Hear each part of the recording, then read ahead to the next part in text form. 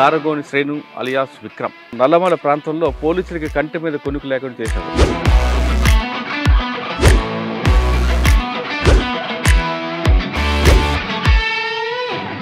దారగోని Srenu alias Vikram అడుగుబాటు ఎందుకు పట్టాల్సి వచ్చింది? Party ప్రభావం ఎక్కువ ఉండేది.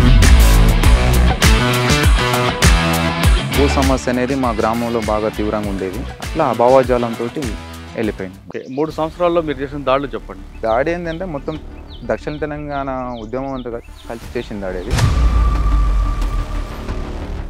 దాని మీద దాడి చేసాం, బాగానే ఫైట్ ఇచ్చినాం. ఒక అతను చనిపోయాడు, 2 ఇంజూర్డ్ అయినాయి. కానీ అదే టైంలో శ్రీశైలం నుంచి కొంతమంది పోలీసులు వస్తారు.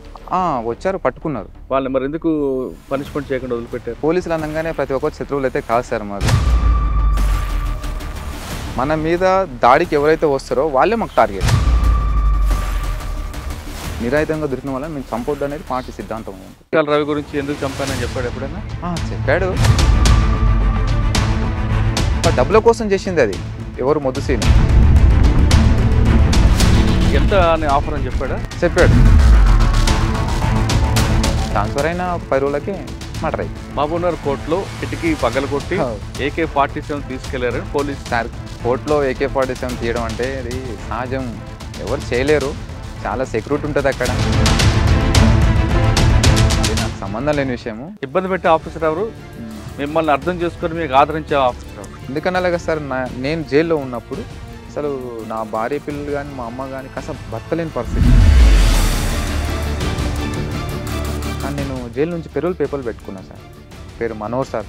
అతనికి నేను చెప్తున్నా కదా, చాలా థ్యాంక్స్ చెప్తున్నా సార్కు. ఉండి పేపర్లు చేయండి అతని విక్రమ్ అంటే, లేదు సార్ అని బయటకు వస్తే వెళ్ళిపోతాడు సార్ అట్లేటంటే, అరే ఎంతో మంది లొంగిపోయి ఎవరు బతుకులు వాళ్ళు బతున్నారు కదా, దేవుళ్ళు లాంటి మంచి అనుకో. అట్లాంటి ఆఫీసర్ ఉండాలి. కానీ అట్లాంటి ఆఫీసర్ పోలీసులో కాదు, రాజకీయ నాయకుడు కూడా ఉండాలి.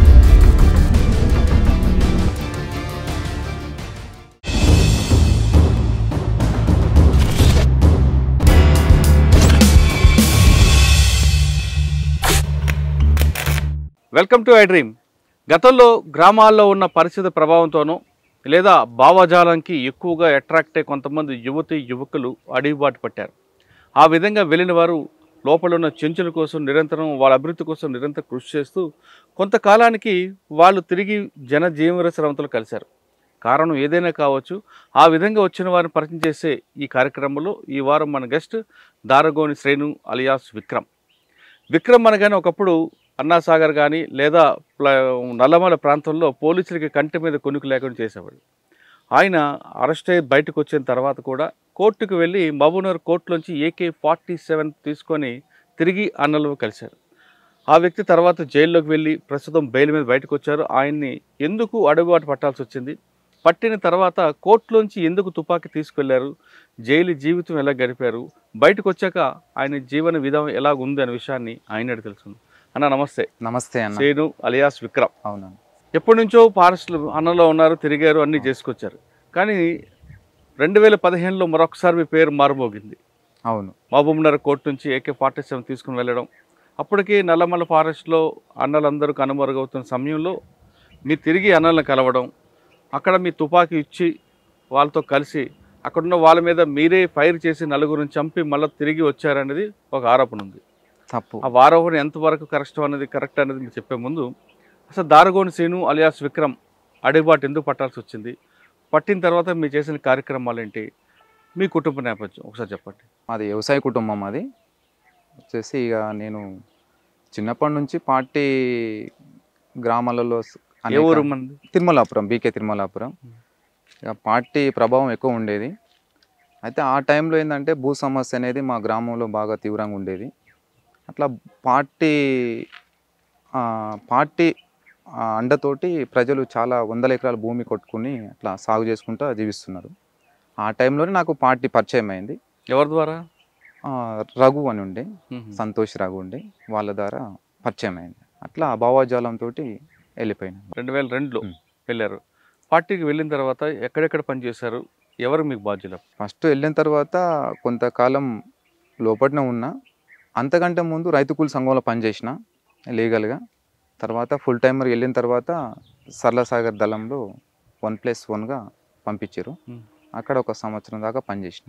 ఆ సంవత్సరంన్నరలో మీకు బాగా గుర్తుండిపోయిన సంగతి చెప్పండి. అంటే ఉదయం లేచిన దగ్గర నుండి కార్యక్రమాలు అవ్వచ్చు, రాజకీయ తరగతులు కావచ్చు, ఆయుధ శిక్షణ కావచ్చు, ప్రజల్లోకి వెళ్ళి ఆ పోరాటాలు కానీ, ప్రజా కోర్టులు కానీ మీరు చేసిన కార్యక్రమాలు. మీరు చేసే కార్యక్రమాల్లో పేద ప్రజలకి ఎలాంటి బెనిఫిట్లు వచ్చాయి? అంటే నేను ఒక్కడిని అనేది ఏం చేయలేదు. ఒక్కడిగా పార్టీ కదా. పార్టీ అంతా కలిసే చేసింది. అవును. నేను వెళ్ళిన తర్వాత అంటే నేను సింగిల్గా ఆర్గనైజేషన్కి వెళ్ళిన. మ్మ్. ఓన్లీ ప్రజలతో సంబంధాలు ఏర్పాటు చేసుకొని అక్కడ ప్రజల అంటే గ్రామ స్థాయిలో కమిటీల నిర్మాణం చేసుకోవడంలో భాగంగా నేను అటు వెళ్ళిన. కానీ ఆ ఉద్యమాలు అనేది ఏం అక్కడ పోరాటాలు ఏం చేయలేదు. తర్వాత వచ్చేసి కల్వకుర్తి దళంలో పనిచేసిన. మళ్ళీ నెక్స్ట్ ఎక్కువ శాతం కాదన్న, నల్లమల్లో మీరు సంవత్సరం పాటు ఉన్నారు కదా ప్రజలకు దగ్గర వాడు. అప్పుడు ప్రజల నుంచి సపోర్ట్ వచ్చిందా? సపోర్టు చాలా ఆదరణ ఉండేది. మ్మ్. చాలా సహకరించే వాళ్ళు ప్రజలు. మ్మ్. వాళ్ళ గ్రామంలో ఉండే కొన్ని వాళ్ళ వ్యక్తిగత సమస్యల్ని మేము పరిష్కరించేది. అట్లా గ్రామాలు సివిల్గా తిరిగేది అక్కడ. మ్మ్. అంటే గ్రామాల్లో తిరుగుతున్న సమయంలో మీకు భోజనం అని పార్టీ అవును. గ్రామస్తులు ఏర్పాటు చేస్తారు. అవును. మరి పడుకోవడం అది ఎక్కడ ఉండేది? నైట్ అంతా గ్రామాలకు వెళ్తాం, డే అంతా పొలాలలోకి వెళ్ళి ఎక్కడో బావుల దగ్గర పండుకునేది. అంటే అప్పుడు మీకు బాధ్యుడు ఎవరు? అంటే 1+2 వెళ్ళాం. అక్కడ మా కమాండర్ లేడీ కమాండర్ ఉండే, స్వర్ణ అక్క అని ఉండే, ఆమెతో పాటు తిరిగాం. అచ్చా. ఆ తర్వాత కల్వకుర్తి దళంకి వచ్చి తర్వాత కల్వకుర్తి. కల్వకుర్తి దళంకి వచ్చిన తర్వాత ఎక్కడ మీ వర్క్ ఎలా స్టార్ట్ అయింది? అక్కడ కూడా సింగిల్గా ఆర్గనైజర్. అంటే 1+2 ఒక కమాండర్ నేను ఇద్దరమే. అక్కడ దగ్గర దగ్గర 2 years దాకా చేసిన. కల్వకుర్తి దళం ఏ ప్రాంతం తిరిగారు? కల్వకుర్తి అంటే కల్వకుర్తి ఏరియా మొత్తం కూడా, అంటే కడతాల్ తర్వాత ఆమన్గల్ ఏరియా మొత్తం కూడా తిరిగారు. అంటే అప్పుడు సమస్య ఏముండేది కట్టాలు కానీ ఇవన్నీ కూడా? అయితే అప్పటికి ఏంటంటే అక్కడ దళాలు ఉండే ఫస్ట్. ఆ దళాలంతా కూడా ఎత్తివేసినారు. అంటే నష్టపోయింది అక్కడ ఎన్కౌంటర్లు కావడం వల్ల. నష్టపోయిన తర్వాత మళ్ళీ సింగిల్గా ఆర్గనైజర్ ద్వారా, అంటే సింగిల్గా ఆర్గనైజర్ చేయాలని చెప్పేసి అక్కడ సింగిల్గా పంపించారు. అంటే ఒక దళ కమాండర్ నేను ఇద్దరం వెళ్ళేది. కేవలం ప్రజలతోని మనం మమేకమై వాళ్ళతో రిలేషన్తోనే ఉండాలనేది పార్టీ. అప్పుడు ఆ ప్రాంతంలో ఎలాంటి సమస్యలు మీకు గుర్తించారు? సమస్యలు అంటే ఇక ఎక్కువ శాతం అయితే అక్కడ కొంత భూ సమస్య ఉంది. అంటే మళ్ళీ అంటే అప్పుడు పార్టీ ఉన్నప్పుడు కొన్ని 100 ఎకరాల భూమి ప్రజలకు పంచారు. మళ్ళీ ఆ భూలని అంటే మళ్ళీ అదే భూస్వాములు గుంజుకోవటానికి ప్రయత్నం చేస్తారు అనేది పార్టీకి రిపోర్ట్ వచ్చేది. దాని మీద మేము గట్టిగానే పోరాడాం. ఆ కట్టలు ఆ ప్రాంతంలో ప్రజాకోట్లు పెట్టి వార్నింగ్లు ఇచ్చేవారట కదా మీరు? అది ఇచ్చేది. మీకు బాగా గుర్తుండిపోయిన ఒక ప్రజాకోట్ చెప్పండి. నేనైతే వ్యక్తిగతంగా ఏం ఎవరికి ఇవ్వలేదు, ఇక పార్టీ అంతా కలిసి ఇచ్చాము అంతే. సరే, కట్టాల తర్వాత కల్వకుర్తి గ్రామాల్లో, అంటే కల్వకుర్తి ఏరియాలో ఎన్ని గ్రామాలు ఉంటాయో అన్ని గ్రామాలంతా కూడా మేమే చూసుకునేది. తిరిగారు. అంటే కల్వకుర్తి బాగా పట్టుంది మీకు? బాగా. ప్రజల ఆదరణ ఎలాగుంటుంది అక్కడ? బాగుంటుంది అక్కడ. తర్వాత ఇక నెక్స్ట్ నల్లమల షిఫ్ట్. తర్వాత వచ్చేసి ఇక ప్లాటూన్, ఎక్కువ శాతం ఇంకా ప్లాటూన్తో పాటు ఉండేది. ఇక నల్లమలకి ఇక పరిమితం అయిపోయినంత. ప్లాటూన్లో ఎన్ని సంవత్సరాలు పనిచేశారు? ప్లాటూన్లో దగ్గర దగ్గర 3 సంవత్సరాలు పనిచేశారు. 3 సంవత్సరాలు. ఎవరు మీకు అప్పుడు కమాండర్? అంటే ప్లాటూన్ కమాండరు అనే సంతోష్ ఉండే. అనే తర్వాత ఆయన ఎన్కౌంటర్ అయిపోయిన తర్వాత మళ్ళీ రమాకాంత్ అని ఉండే కదా, అతను ప్లాటూన్ కమాండర్ ఉండేది. 3 సంవత్సరాల్లో మీరు చేసిన దాడులు చెప్పండి. చేసాం సార్, చాలా దాడులు. మన్నూరు పోలీస్ స్టేషన్ చెప్పండి. చేసాం. చెప్పండి ఎలా జరిగింది? మన్నూరు ఓపీ ఇప్పుడు ప్రస్తుతం మన దగ్గరలో ఉంది. దగ్గరలో ఉంది సార్. ఎన్ని గంటలకు చేశారు అది? యాక్చువల్ అంతకంటే ముందు అయితే అది దాడి ఏంటంటే మొత్తం దక్షిణ తెలంగాణ ఉద్యమం అంతా కలిసి చేసిన దాడి అది వచ్చేసి. అది అప్పుడు మా బాధ్యుడు సాంబశివుడు ఉండే, తర్వాత ఇంకో రవి ఉండే, నల్లగొండ జిల్లా సెక్రటరీ. అంతా అంతకుముందే దాడి కంటే ముందు ఒక 1 month మేము రిహార్సల్ చేసినాం. తర్వాత మేము అంటే దీని మీద దాడి అనేది మనూరు అవుట్ పోస్ట్ మీద. అయితే కొన్ని ఇంకా అదనంగా ఇక్కడ బలగాలు వచ్చి, అంటే ఇక్కడ కొన్ని అమ్రాబాద్ పోలీస్ స్టేషన్ ఉంటుంది, తర్వాత అచ్చంపేట ఉంటుంది, అటు నుంచి శ్రీశైలం, అంటే అవన్నీ కూడా బ్లాక్ చేసినాం. అంటే అక్కడ అమ్రాబాద్ వెళ్ళి ఒక టీం ఫైర్ చేయడం, తర్వాత అచ్చంపేట అంటే ఇక్కడ రోడ్డు బ్లాస్ట్ చేయడం, దాని మీద దాడి చేసాం. బాగానే ఫైట్ ఇచ్చినాం. కాకపోతే ఏంటంటే మేము అనుకున్న టైంకి వెళ్ళలేదు అక్కడ ఒకటి. తర్వాత అందులో మా కామ్రేడ్స్ ఒక అతను చనిపోయాడు, 2 ఇంజూర్డ్ అయినాయి. ఎవరు చనిపోయిన? అశోక్ అని పాండు, అతను చనిపోయాడు. తర్వాత 2 గాయాలైంది. మీరు దాదాపు వారం 10 రోజులు రెక్కి వేసిన తర్వాత ఎందుకు ఫెయిల్ అయింది అనుకుంటారు? మనన్నారు ఫెయిల్ ఏం కాలేదు, అది ఫెయిల్ అయినా సక్సెస్ అయినట్టే మేము లెక్క. ఎలా అంటే అప్పటికి ఏంటంటే మాకు కొత్త క్యాడర్ అనేది రిక్రూట్మెంట్ అయింది బాగా. అయితే మేము పోయింది ఏదో వెపన్స్ కోసం, అంటే దాడి చేయాలనే పోయినాము. కాకపోతే ఏంటంటే ఆ దాడి ఫెయిల్ అయింది, కాకపోతే అది మాకు సక్సెస్ అయ్యి. ఎందుకంటే అక్కడ కొత్తగా క్యాడర్ అనేది ఒక అనుభవం అనేది నేర్చుకున్నారనమాట ఆ దాడిలో. కాబట్టి సక్సెస్ అది మాకు. మీరు ఆ దాడికి వెళ్ళారు, ఆ. ఫెయిల్ అయ్యారు అంటే మీ దృష్టిలో సక్సెస్. ఆ. కానీ అదే టైంలో శ్రీశైలం నుంచి కొంతమంది పోలీసులు వస్తారు.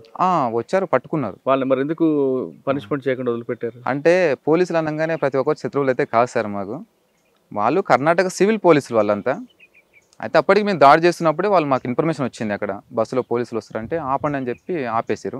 తర్వాత దాడి అంతా అయిపోయిన తర్వాత మేము వీళ్ళని తీసుకెళ్ళి, అంటే చనిపోయిన వ్యక్తిని తర్వాత ఇంజూర్డ్ అయిన వాళ్ళని తీసుకొని అక్కడికి వెళ్ళాం. ఇక్కడ పౌరాబాద్ చౌరస్తా ఉంటుంది, అక్కడికి వెళ్ళిన తర్వాత ఇంకో రాజు అని ఉండే నల్లగొండ అనే దళకమండరు జిల్లా కమిటీ మెంబర్, ఆయనతో పాటుగా సాంబశివుడు అంతా మాట్లాడారు, వాళ్ళతోని మాట్లాడి పంపించేసారు. అంటే వాళ్ళని చంపొద్దు అనేది సాంబశివుడు ఆదేశాలా?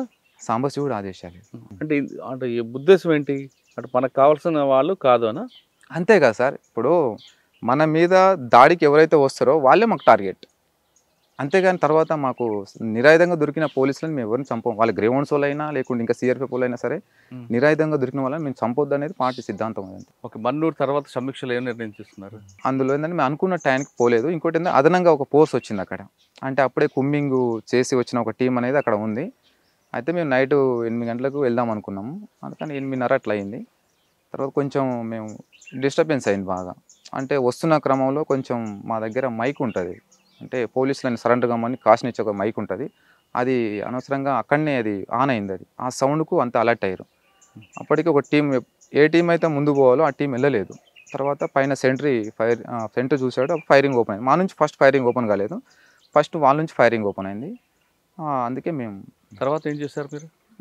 అంటే దాడి అయిపోయిన తర్వాత వెళ్ళిపోయాను. అవును. వెళ్ళిపోయిన తర్వాత అప్పటికి చాలా ఇంకా తిరుగుతున్న క్రమంలో చాలామంది ఎన్కౌంటర్ చనిపోయారు. మీరు రిట్రీట్ అయ్యి ఎక్కడ కలుద్దాం అనుకున్నారు? ఇక్కడ దాడి అయిన తర్వాత దాడి తర్వాత మన ఇక్కడ అప్పాపూర్ అని పెంట ఉంటుంది, అక్కడ మన మాధవ్ అన్న ఉండే రాష్ట్ర కార్యదర్శి, ఆయన అక్కడ ఉండే, ఆయన పోయి కలిసినాం. ఆయన ఏమన్నారా ఫెయిల్ అయినందుకు? ఏం ఇంకా అది యుద్ధంలో ఇక సహజమే, ఓటమి అనేది విజయం అనేది సహజమే. ఇక తర్వాత వెళ్ళిన తర్వాత మా కామ్రేడ్ అశోక్ ఉండే కదా, అతను తీసుకెళ్ళి ఖననం చేసినాం అక్కడనే లోయలో. ఖననం చేసి ఇక కొన్ని రోజుల తర్వాత ఎక్కడ టీంలు అక్కడ డివైడ్ అయిపోయినాం. సాధారణంగా ఉద్యమంలోకి వచ్చాక కామ్రేడ్ చనిపోయారు అనుకోండి, వాళ్ళ కుటుంబ సభ్యులు చెప్తారా? చెప్తాం కదా, చెప్తాం వాళ్ళకి సానుభూతి తెలుపుతాం. తమ కుమారుడు ప్రజల కోసం అమరుడే అని చెప్తాం. తర్వాత మన్నూరు తర్వాత మీకు బాగా గుర్తుండిపోయిన దాడి చెప్పండి. నల్లమల్లలో ఒక దాడి అయింది, ఆ దాడిలో ఇద్దరి మీద ఫైరింగ్ జరిగింది. అంటే ఇక అందులో సురేష్ అనే ఒక కామ్రేడు అమరుడైండు. అయితే రెస్ట్ ఏంటంటే ఆ రోజు మేము అక్కడ మకాం వేసినాం, అంటే రమాకాంత్తో పాటుగా మేము ఒక 15 మంది దాకా ఉన్నాం. అప్పటికి ఏంటంటే మేము వేరే పని మీద మేము బయటికి మైదాన ప్రాంతంకి వెళ్ళి వస్తుంటే ఒక జిల్లా కమిటీ మెంబర్ సరెండర్ అయిపోయింది అనమాట. అతను సరెండర్ అయిందనే విషయం నాకు తెలియదు, కాకపోతే అనుకున్న టైంకి రాలేదు, నన్ను ఒక దగ్గర పెట్టిండు, వీళ్ళు మళ్ళీ వస్తానని చెప్పి వెళ్ళలే. 2 days అయింది.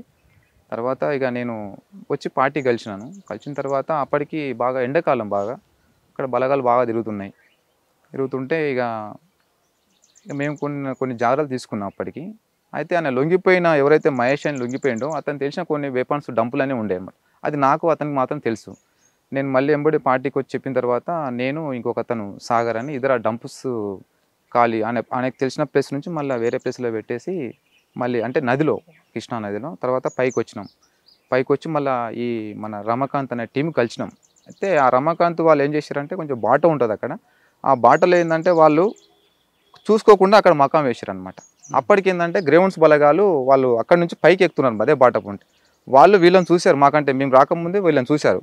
అయితే వాళ్ళు ఏంటంటే అక్కడ వాళ్ళు డైరెక్ట్ ఆ టీం వీళ్ళ మీద అంటే ఒక టీం అటాక్ చేయకుండా అదనంగా బలగాలు అక్కడ పరిసర ప్రాంతాలు ఉన్నాయి, వాళ్ళందరూ తీసుకొని వాళ్ళందరూ పిలిపించుకొని ఒకేసారి వీళ్ళని నైట్ చుట్టుముట్టి దాడి చేద్దామని చెప్పేసి వాళ్ళు అనుకున్నారంట ఆ ప్లాన్.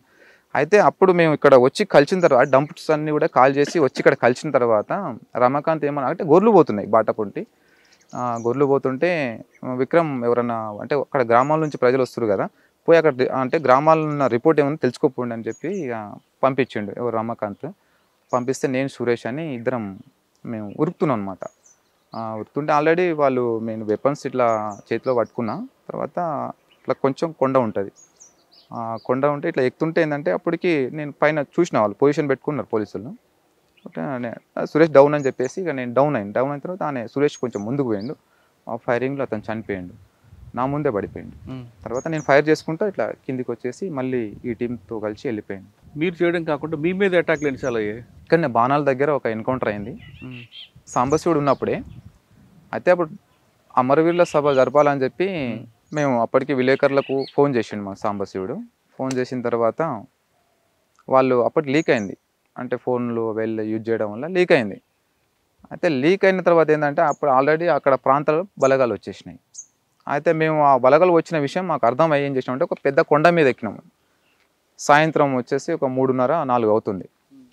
ఆ కొండ మీద ఎక్కిన తర్వాత ఏమైందంటే మేము అక్కడ మంచి బంకర్లు పెట్టుకున్నాం. అంటే మేము దాడి చేసిన కూడా మేము ఫైట్ ఇవ్వడం కోసం కూడా మేము జాగ్రత్త తీసుకున్నాం. తర్వాత ఆ సాంబశివుడు చెప్పాడనమాట, ఒక సెంటర్ అటు కూడా పెట్టమని చెప్పి. ఆ సెంటర్ పెట్టకపోతే ఆ రోజు నష్టపోయేవాళ్ళని.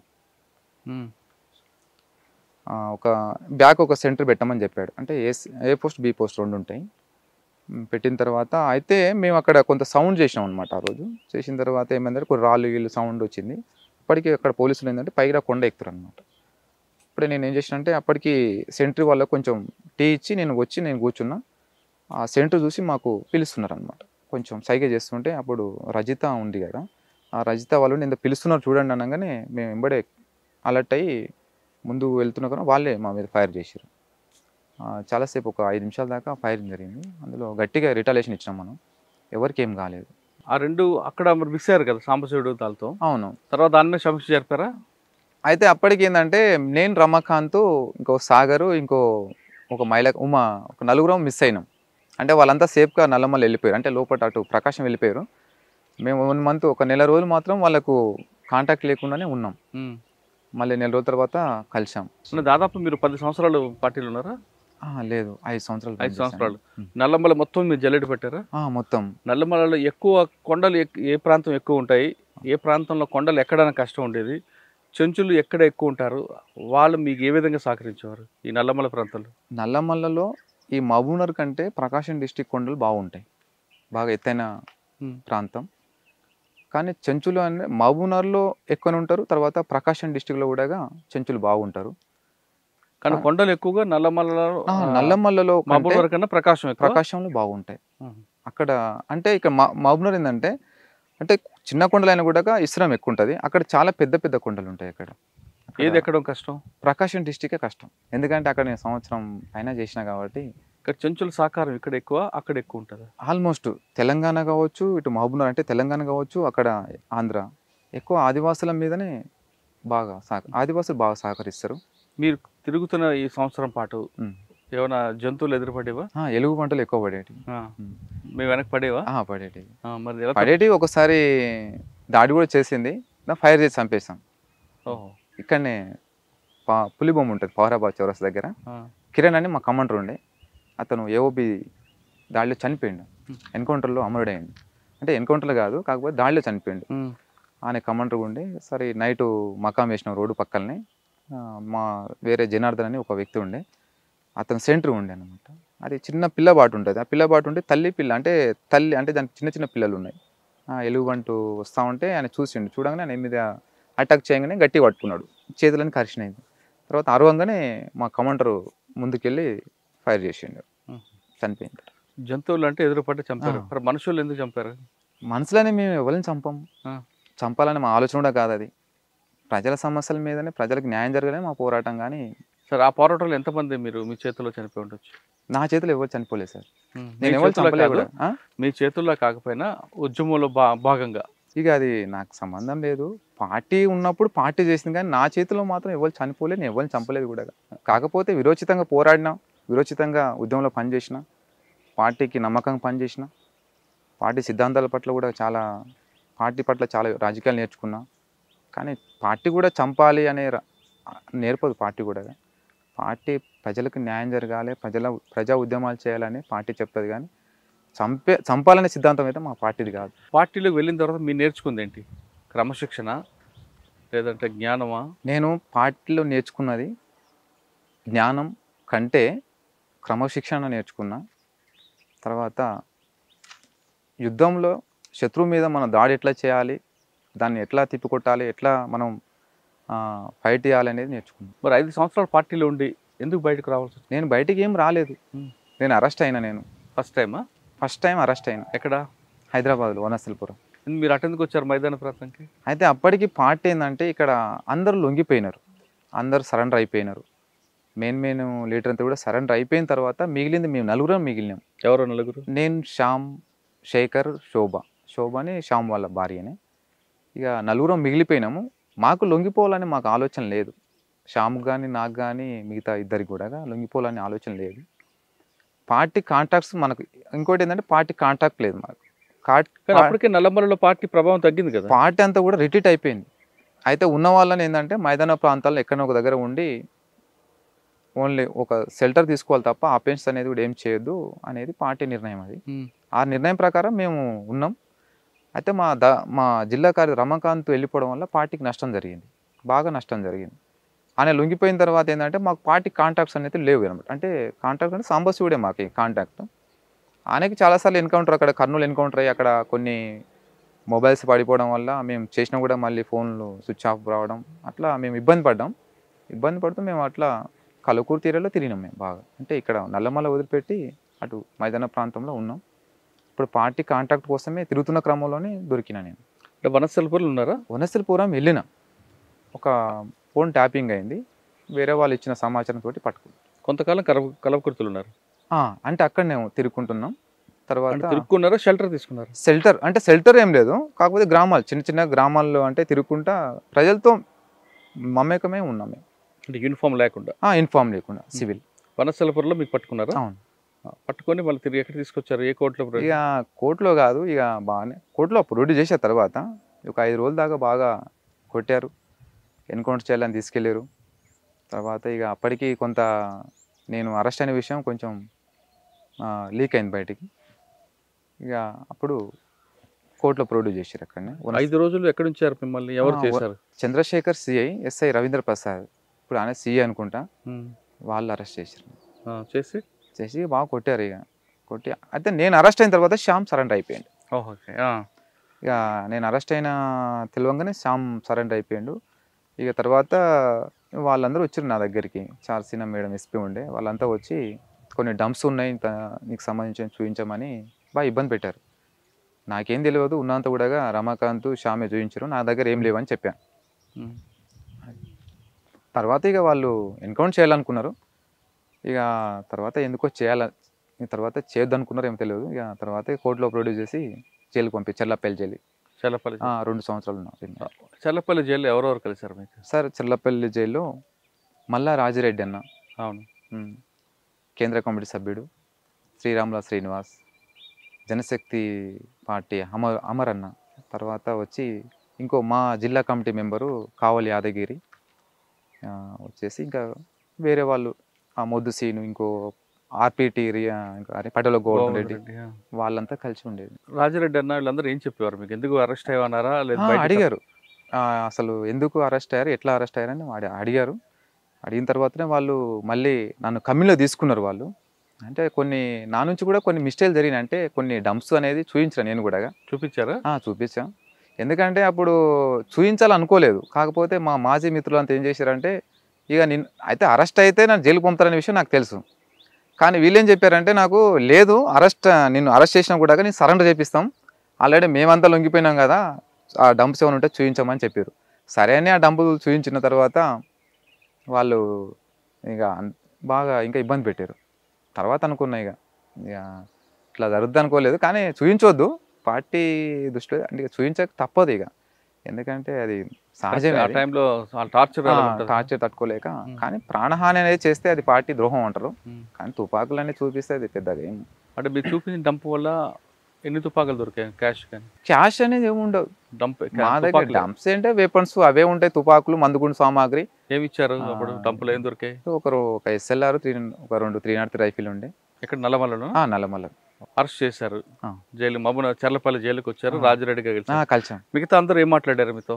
శ్రీరాముల శ్రీనివాస్ వాళ్ళంతా ఫస్ట్ కొంచెం అరెస్ట్ అయిన వాళ్ళని అంటే అరెస్ట్ అయిన వాళ్ళందరినీ కూడా ఒకే రకంగా చూడరు.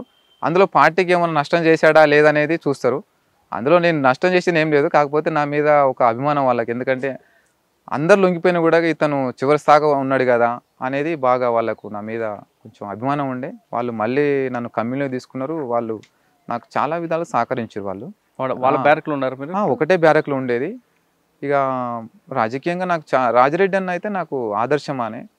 కానీ నేను పార్టీలో ఉన్నప్పుడు నేర్చుకున్నది ఒక్క స్టెప్ అయితే, తర్వాత జైలుకి వెళ్ళిన తర్వాత అంటే ఆ స్థాయి నాయకులతో నేను కలిసి 2 సంవత్సరాలు ఉండడం నాకు చాలా సంతోషం అనిపించింది. కానీ అది రాజిరెడ్డి అన్న జీవితం నాకు చాలా ఆదర్శం అనిపించింది. ఎలా అంటే తను ఉన్నతమైన చదువు చదివి ఆయన ఉన్నతమైన చదువులు చదివి ఆయన అంటే ఒక అగ్రకులంలో పుట్టి కూడా కానీ అంతా వదులుకొని కూడా కానీ ఉద్యమం పడ్డా అంటే 10 సంవత్సరాలు 20 సంవత్సరాలు 30 సంవత్సరాలు అనే ప్రజల కోసం పనిచేసిండంటే అది చాలా గొప్ప విషయం. అది అందులో వాళ్ళ సహచరి కూడా ఎన్కౌంటర్ చనిపోవడం అంటే ఏ రోజు కూడా కానీ తల్లి అంటే 30 సంవత్సరాల తర్వాత కూడా తల్లినని చూడలేదన్నమాట. అంటే ప్రజలు నమ్ముకొని అక్కడ ప్రజలతోనే కలిసి ఉండు కాబట్టి అది చాలా బాగా. ఆయన అరెస్ట్ అయ్యి బయటకు వచ్చిన తర్వాత కేరళ నుంచి కూడా తిరిగి లోపలికి వెళ్ళిపోయారు. ఆయన అరెస్ట్ అయ్యి 2 సంవత్సరాలు జైల్లో ఉన్న తర్వాత రిలీజ్ అయిన తర్వాత మళ్ళీ బెయిల్ మీద వెళ్ళి మళ్ళీ ఉద్యమంలోకి వెళ్ళిపోయాడు. కానీ జైల్లో ఉన్నప్పుడు కూడా చాలా పోరాటాలు చేసిండు ఆయన. ఏం పోరాటాలు అంటే ఖైదీల హక్కుల కోసం 1996-98 అంటే అప్పటికి పార్టీ రాజకీయ ఖైదీలు కొన్ని జైల్లో కొన్ని పోరాటాలు చేసి కొన్ని హక్కులు అనేది సాధించుకున్నారు. అయితే 2007 నాటికి ఏంటంటే హక్కులు అనేటివి అంటే అమలు కావట్లేదు. మళ్ళీ ఏంటంటే ఖైదీల మీద మేము నిరాహార దీక్షలు అంటే ఖైదీలకు క్షమాభిక్ష పెట్టి వాళ్ళని విడుదల చేయాలి. ఇంకోటి వచ్చిన కుటుంబ సభ్యులకు ఇన్నర్ ములాఖతు సౌకర్యం కల్పించాలి. తర్వాత వారానికి 2 సార్లు కుటుంబ సభ్యులతో మాట్లాడడం కోసం ఫోన్ సౌకర్యం కల్పించాలి. తర్వాత ఇంటి దగ్గర నుంచి ఏమైనా తీసుకొచ్చిన వస్తువులు ఉంటాయి కదా తినటానికి, అలాంటివి కూడా హలో చేయాలి అని చెప్పి మేము 6 రోజులు 6 రోజులు కూడా రిలే నిరాహార దీక్ష చేసినాము. అది హోమ్ మినిస్టర్ జానారెడ్డి గారు దాన్ని అక్కడ దాకా తీసుకెళ్ళారు పార్టీ. తర్వాత ఆయన కూడా హామీ ఇచ్చిన తర్వాత మేము విరమించుకున్నాము. కాబట్టి ఇక ఇంకోటి ఏంటంటే ముఖ్యంగా అందులో 7 సంవత్సరాలు శిక్షాకాలం పూర్తయిన ఖైదీలని విడుదల చేయాలనేది మా డిమాండ్ ముఖ్యంగా. అది నెరవేరిందా? నెరవేరింది. తర్వాత 2009లో 8లో జీవోలో రిలీజ్ చేశారు. ఒకవైపు చర్లపల్లి జైల్లో రైట్ సైడ్ పార్టీ వాళ్ళు ఉంటారు. అవును, మహానది బ్యారక్. ఇంకోవైపు మొద్దుసీన్ లాంటి వాళ్ళు కనిపిస్తుంటారు. అంటే మొద్దుసీన్ కూడా మాతో పాటు ఉండేది. అంటే రూమ్ ఒకటే బ్యారకు, దాంట్లో 12 రూమ్లు ఉంటాయి.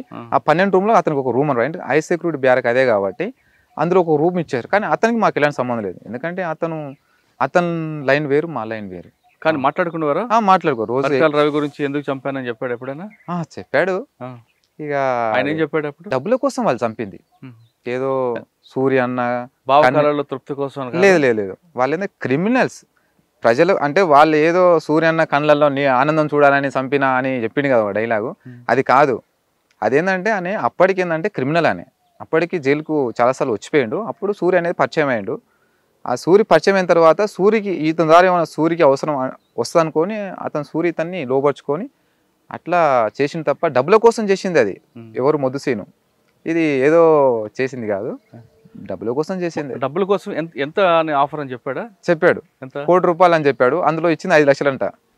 అయితే మేము వాకింగ్ ఎక్సర్సైజ్ చేసేటప్పుడు రాజిరెడ్డి అని తోటి డిస్కషన్ అంటే కొంచెం చర్చించేవాడు. అన్న సూర్య ఇట్లా చేసిండన్న, నన్ను ఇట్లా మోసం చేసిండన్న, నేను అప్రూవ్గా మాడిపోతా అంటే సరే అది ఏదంటే మీ ఓన్ నిర్ణయము, అది మాకు సంబంధం లేని విషయము, మీ ఇష్టం అని చెప్పాడు ఎవరు మన రాజిరెడ్డి అన్న. అయితే అందులో ఇచ్చింది 5 లక్షలంటే అతనికి. తర్వాత ₹1 కోటి ఒప్పుకున్నాడంట. తర్వాత అప్రూవ్గా మారుతున్నందుకు ఇక తర్వాత ఏం జరిగింది తెలియదు. తర్వాత అనంతపూర్ జైలుకు ట్రాన్స్ఫర్ అయిపోయాడు. ట్రాన్స్ఫర్ అయిన ఒక 10 రోజులకే మర్డర్ అయిపోయింది జైల్లో. జైల్లో ఉన్న వాళ్ళ మీద పోలీసులతో పాటు బయట నుంచి నయీం కూడా నిఘా పెట్టేవాడు. పెట్టేవాడు. మీకు ఎప్పుడైనా ఎదురుపడ్డా? నయీం నాతో ఎప్పుడు జైలు అంటే నిఘా అనేది ఉంది, కాకపోతే నాతో ఎప్పుడు ఎదురుపడలే. జైల్లో ఫోన్లు మాట్లాడుకునేవారు అప్పుడు? అంటే మొబైల్సా? మొబైల్ అంటే మేము మాట్లాడేది కాదు. ఇక వేరే వాళ్ళు కూడా తక్కువ. అది కూడా ఇప్పుడైతే అట్లాంటిది ఏం లేదు. అట్లా ఫోన్ సౌకర్యం ఏమి ఉండదు. కానీ ఎప్పుడైనా పరిటాల రవి ₹5 కోటి మర్డర్ కోసం పరిటాల మర్డర్ చేసి ఒప్పుకున్నాను కాంట్రాక్ట్ అని చెప్పాడు కదా. అవును. డబ్బులు రాలేదు కాబట్టి కోపంతో ఏమైనా మాట్లాడా? కోపంతో మాట్లాడాడు. సూర్య నాకు మోసం చేశాడు వేరే ఏం చెప్పాడు? అదే సూర్య మోసం చేసిండు కదా, నేను అప్రూవ్గా మారిపోతా అంటే నేను కోర్టులో ఇతనే చంపించాడని చెప్పేసి చెప్తాను అన్నాడు అన్నమాట. అయితే బట్ అంటే చర్చ జరిగేది, ఎందుకంటే మార్నింగ్ పూట ఎక్సర్సైజ్ చేసుకుంటా ఏదో డిస్కషన్ అవుతుండే కాబట్టి వినేదన్నమాట. కానీ మీరు ఎవరు సమర్థించారా? మేము సమర్థించాం కదా, ఎందుకంటే వాళ్ళు క్రిమినల్ యాక్టివిటీస్లో ఉన్న వాళ్ళు. మాకు ఒక సిద్ధాంతం, మాకు ఒక లక్ష్యం ఉంది కాబట్టి మేము అట్లాంటివి మేము సమర్థించాం, మేము వ్యతిరేకిస్తాం. మేము అసలు ముద్దుసీన్తో నన్ను మాట్లాడొద్దంటూ అంటే చెప్పేవాడు అనమాట, చెప్పేవాళ్ళు. అయితే ముద్దుసీన్ నన్ను బాగా అంటే దగ్గర తీసేవాడు అనమాట. ఎందుకు? అంటే బయటికి వెళ్తే ఈయనకి ఏమైనా ఉపయోగపడతాడేమో అనేది. అయితే నాకు ఆ విషయం అంటే మన ఫ్రెండ్గా మాట్లాడతాం అంతే ఎవరైనా సరే. అయితే పార్టీకి అర్థమైందనమాట లోపల, అతనితో ఎక్కువ మాట్లాడొద్దు అని చెప్పారు. ఎందుకంటే చెప్పాడంటే నీవు రేపు బెయిల్ మీద పోతే నేను బయట ఏమైనా యూజ్ చేసుకుంటారు, మనం తప్పుదారి పట్టిన వాళ్ళం అవుతాం, వద్దంటే ఇక దూరం ఉంది. జైల్లో అంతగా బయటకు వచ్చారు, బెయిల్ మీద వచ్చారు. 2 సంవత్సరాలు జైల్లో ఉన్నా. 2 సంవత్సరాలు జైల్లో ఉండి అప్పటికి నా మీద 18 కేసులు పెట్టారు. ఆ 18 కేసులు కూడా ఒక 14 కేసులు కొట్టేసుకొని మిగతా 4 కేసులు బెయిల్ మీద బయటకు వచ్చాయి. బెయిల్ మీద బయటకు వచ్చిన తర్వాత మరి బాబునూరు కోర్టుకి ఎందుకు వచ్చేవారు? అప్పటికి ఏంటంటే పార్టీ కాంటాక్ట్స్ కోసం నేను తిరుగుతున్నా అనే అది చెప్పా కదా. అప్పటికి ఏంటంటే ఒక టీం అంటే అక్కడ ఈ పంతు నాయక్ అని ఎవరైతే ఉన్నారో ఎంపీపీ అమ్మన్గల్లు, అతన్ని పార్టీ చంపేసింది. మీరున్నారు అందులో? అందులో నేను లేను. నేను పార్టీ లింక్ కోసం నేను ఎతుకుతున్నా. అప్పటికి నాకు అసలు చంపుతారనే ఉద్దేశం నాకు తెలియదు, కాకపోతే చర్చ నడిచింది అంతే. అంటే అతని గురించి రిపోర్ట్ నాకు తెలుసు కానీ అతను చంపుతారన్న విషయం నాకు తెలియదు. ఆ సంఘటనలో మీరు లేరు. కానీ మరి మీ మీద కేసు ఉంది కదా అందులో? అది నేను అరెస్ట్ అయినా కాబట్టి నా మీద మోపారు. ఇప్పుడు ఆ కేసు అయిన వాళ్ళు సరెండర్ అయిపోయారు, ఆ కేసు చేసిన వాళ్ళు. నేను అరెస్ట్ అయినా కాబట్టి ఆ కేసు అంతా కూడా నా మీద దొబ్బేశారు. దాంట్లో ఏ ఫైన్ నేను అసలు నేను ఆ కేసు అయినప్పుడు నేను కలకూరు తిరగలే, నేను ఎక్కడ రంగారెడ్డి డిస్టిక్లో ఉన్నాను నేను అప్పుడు.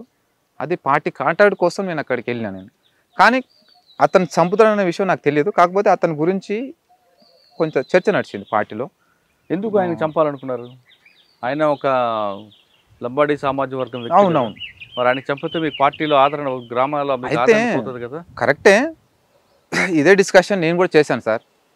అంటే మీరు చెప్పినట్టుగానే అతని మీద ఏంటంటే కలవకుర్తి ఏరియాలో సీరియస్ ఎలిగేషన్స్ ఉన్నాయి ఆయన మీద. అలా ఎలిగేషన్స్ ఏంటంటే అతను ఏంటంటే ఆ అంటే గిరిజన భూములు అయితే ఏవైతే ఉంటాయో ఆ భూములన్నీ కూడా వాళ్ళని బెదిరించి వాళ్ళని కొనుగోలు చేసి తక్కువలో కొనుగోలు చేసి అని రిజిస్టర్డ్ దందా చేసేవాడంట. తర్వాత వచ్చేసి ఈ ఎస్టీ అమ్మాయిల మీద బాగా లైంగికంగా వేధింపులు తర్వాత వాడుకునేటోడు. అతను వాడుకోవడమే కాకుండా ఆ అమ్మాయిలను తీసుకుపోయి ఎమ్మెల్యేల దగ్గర కొంతమంది ఎవరైతే ఈయనకు అనుకూలంగా ఉండే ఎమ్మెల్యేల దగ్గర తీసుకుపోయి, అంటే వాళ్ళకి ఎట్లా అంటే వాళ్ళకు ఉద్యోగాలు ఇప్పిస్తాను అవి ఇప్పిస్తాను అని చెప్పి వాళ్ళని తీసుకుపోయి మోసం చేసి వాళ్ళని ఆ రకంగా వాడుకునేటోడు. అక్కడ గిరిజనులు చెప్పారు, అంటే ఈ లంబాడీసే చెప్పేటోళ్ళు. అయితే మరి ఏం చేద్దాం ఏందనేది పార్టీ అంటే ఈ విధంగా ఎలిగేషన్స్ అయితే ఆయన మీద ఉన్నాయి కాబట్టి పార్టీ చంపాలా వద్దా అనేది ఇక పార్టీ నిర్ణయం. అది ఎలా జరిగింది ఉండొచ్చు ఆ సంఘటన? సార్ ఆ సంఘటన ఎలా జరిగి ఉండొచ్చు? ఇక ఆ టైంలో నేను లేను కాబట్టి చెప్పలేను సార్. లేరు, కాకపోతే మీకు తర్వాత తెలిసి ఉండొచ్చు కదా. చెప్పారు, పోయినారంట ఇద్దరు. నేను మళ్ళీ వచ్చిన తర్వాత కలిసిన తర్వాత చెప్పారు ఎవరెవరు వెళ్ళారంటే ఇద్దరు వెళ్ళారంట. ఇద్దరు వెళ్ళి చేసి ఆ కేసులో మీకు అరెస్ట్ చేశారు? అరెస్ట్ చేసి ఎక్కడ మహబూబ్నగర్ జైలు? లేదు, చెల్లపల్లి జైల్లో ఉన్నాం. పంతు నాయక్ కేసులో కూడా బయటకు వచ్చారు బెయిల్ మీద. మరి మహబూబ్నగర్ కోర్టుకి ఎందుకు వచ్చేవారు? అయితే బెయిల్ మీద బయటకు వచ్చిన తర్వాత మహబూబ్నగర్ కోర్టుకు నేను పేషికి వెళ్ళేవాడిని కదా. అంటే కేసు అనేది కమిటీలు అయింది, అది కమిటీలు చేశారు. అంటే కలవకుర్తి కోర్టు నుంచి అక్కడ జిల్లాకు కమిటీలు అయింది, అక్కడ నేను పేషికి వెళ్ళేవాడిని. పేషికి వెళ్ళి కోర్టులో మీ వాదన వినిపించాల్సిన విక్రమ్ AK-47 మీద ఎందుకు కన్నేశారు? సార్ అది నేను కన్ను వేయలేదు, అది నాకు సంబంధం కూడా లేదు. అది అయితే కోర్టుకు నేను పేషికి అటెండ్ అవుతున్నా. అప్పటికి ఒక విషయం ఏంటంటే కనీసము లాయర్కు డబ్బులు పెట్టి కేసును వాదించుకో స్తోమత కూడా నాకు లేదు ఆ టైంలో. అయితే కేసు ఆల్రెడీ స్టార్ట్ అయింది, రన్ అయింది. నాకు అడ్వకేట్ లేడు. తర్వాత అడ్వకేట్ని పెట్టుకోమని కూడా చెప్పిండు. చెప్తే నా మిత్రుడు మా ఫ్రెండు కొనపూర్ రామ్ తెలుసు కదా, అతను ఫ్రెండ్ ఒకరిని మాట్లాడి పెట్టిస్తా అని చెప్పిండు. ఇక అంతలోపు ఏమైంది తెలియదు, నా ఒక ఆరోపణ అయితే వచ్చింది కోర్టు నుంచి AK-47 మిస్ అని. అది ఎవరు నా కోసమే పోలీసులు వెంటాడుతున్నారు. అయితే అప్పటికి ఏంటంటే ఇక కేసు కోర్టులో నడుస్తుంది, ఒక టెన్షన్తోనున్నా. తర్వాత AK-47 తీసుకుపోయిన ఒక ఆరోపణ వచ్చింది. ఆరోపణ రాగానే ఇక నేను మళ్ళీ ఎట్లా వీళ్ళు బతకనియరు, ఖచ్చితంగా వీళ్ళు ఏదో ఒకటి చేస్తారని చెప్పేస్తే ఇక నా సేఫ్టీ నేను మళ్ళీ ఉద్యోగంలోకి వెళ్ళిపోయినా. మహబూబ్నగర్ కోర్టులో ఒక సైడ్ కిటికీ పక్కన AK-47 5 రోజులు అబ్జర్వ్ చేసిన విక్రమ్ ఒకరోజు రాత్రి ఇంకొక వ్యక్తిని తీసుకొచ్చి కిటికీ పగలగొట్టి AK-47 తీసుకెళ్లారని పోలీస్. సార్ కోర్టులో AK-47 తీయడం అంటే ఇది సహజం, ఎవరు చేయలేరు, చాలా సెక్యూరిటీ ఉంటుంది అక్కడ. చాలా ఇంకోటి సామాన్స్ కోర్టు సామాన్స్ ఏమైనా ఉన్నట్టు కూడా దాన్ని ఎంబడే వాళ్ళు అక్కడ కోర్టు స్టాఫ్ దాన్ని ఎప్పుడు భద్రపరుస్తారు. అది నాకు సంబంధం లేని విషయము. సరే, అక్కడ సంబంధం లేని అనుకుందాం అవును. కాసేపు. కోర్టులోని AK-47 ఎర్రగొండకపాలెం పోలీస్ స్టేషన్ ఎలా దొరికింది? తెలియదు కావచ్చు, ఎన్కౌంటర్లో దొరికింది వాస్తవం, కానీ అదే అని కూడా తెలియదు మరి. ఇక్కడ వెపనే అక్కడ దొరికింది. దొరికింది. ఎలా దొరికిండొచ్చు? ఇక తెలియదు. పోలీసు వాదన ఏంటంటే కోర్టులో ఉన్న వెపన్ తీసుకొని నల్లమల వెళ్ళిపోయి అక్కడ మరొక పార్టీని కలిసి పార్టీని కలిసింది వాస్తవమే. అనేకమైన ఉద్యమాలు చేసాం మేము నలుగురం కలిసి. వాళ్ళకి AK-47 ఇచ్చినట్లు కూడా ఉంది. నేనైతే ఏమి ఇవ్వలేదు. వాళ్ళ దగ్గర వెపన్స్ మస్తుగా ఉండే. వాళ్ళ దగ్గర నుంచి SLR తీసుకున్నాడు కదా? లేదు, SLR ఆల్రెడీ అక్కడ చాలా వెపన్స్. అశోక్ అన్న ఎవరు వాళ్ళకి కలిసింది? ఎవరు మీకు అక్కడ? అశోక్ అన్న. అశోక్ అన్న అలియా జాన్ బాబురావు, ఇంకా విమల, తర్వాత భారతి ముగ్గురు ఉండే. మీరు ముగ్గురు వాళ్ళు కాంటాక్ట్ అయ్యారు? కాంటాక్ట్ అయిన తర్వాత వాళ్ళ దగ్గర ఎన్ని ఉండొచ్చు వెపన్స్ అప్పుడు? ఇక అది అశోక్ అన్నకు తెలుసు, కానీ నేను పోయిన తర్వాత నాకు SLR కేటాయించు. నాకు ఎందుకు అంటే నా స్థాయిని బట్టి ఇచ్చిండు. AK-47 మీరు వాళ్ళకి ఇచ్చారు? నేను తెలియదు, అది ఆల్రెడీ వాళ్ళ దగ్గర ఉన్నాయి. AK-47 నేను ఇవ్వలేదు, కానీ మీకే వాళ్ళు SLR ఇచ్చారు. నేను పోయిన తర్వాత వాళ్ళు. కానీ పార్టీ అప్పటికి నల్లమలలో దూరం అవుతున్న క్రమంలో ఇంకా అప్పటికి ఉందంటారా?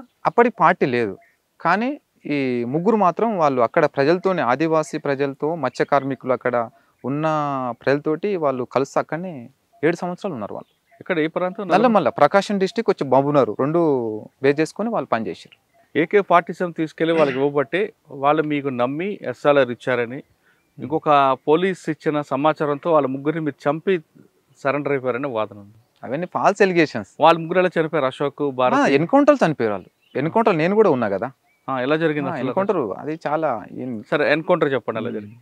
ఆ ఎన్కౌంటర్ చాలా పెద్ద, చాలా ఎన్కౌంటర్లు ఉన్నా సార్. నేను చాలా ఎన్కౌంటర్లు విరోచితంగా నేను ఫైట్ చేసిన, కానీ ఆ ఎన్కౌంటర్లో అదే నాకు స్పెషల్. ఏంటో? ఎందుకంటే అది అంటే చాలాసేపు దాడి జరిగింది, అందులో ముగ్గురు చనిపోయారు. అంటే నేను ఏ ఎన్కౌంటర్లో ఉన్నా కూడా ఎవరు చనిపోలేదు, కానీ ఆ ఎన్కౌంటర్లో మాత్రం ముగ్గురు. ఆ రోజు ఏం జరిగింది చెప్పండి. అప్పటికి ఏంటంటే సార్, మేము బాగా ఎండాకాలం, తొలకరి వర్షాలు స్టార్ట్ అంటే జూన్ మే లాస్ట్ ఎండింగ్. అంటే అప్పటికి ఎలక్షన్లు నడుస్తున్నాయి, సార్వత్రిక ఎలక్షన్లు అనేవి స్టార్ట్ అయినాయి. అప్పుడు ఏంటంటే మా కోసం కొన్ని వేల బలగాలు తిరుగుతున్నాయి మా కోసం.